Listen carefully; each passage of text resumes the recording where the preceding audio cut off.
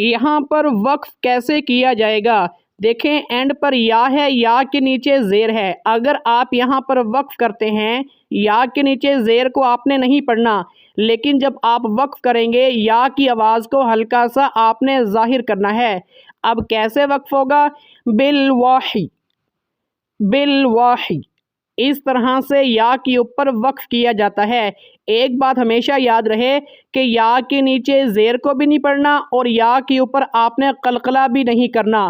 कुरान पाक में बहुत से अल्फाज ऐसे मिलते हैं कि जहां पर वक्फ करना बहुत ज़्यादा मुश्किल होता है, इसलिए हमें चाहिए कि कुरान पाक को प्रॉपर तजवीद के साथ सीखें और अपने बच्चों को भी सिखाएं।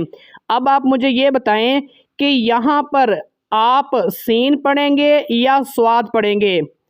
आप कमेंट सेक्शन में मुझे इसका आंसर दें। और ये वाली एग्जाम्पल आपको सूरतुल अंबिया की आयत नंबर 45 में मिल जाएगी।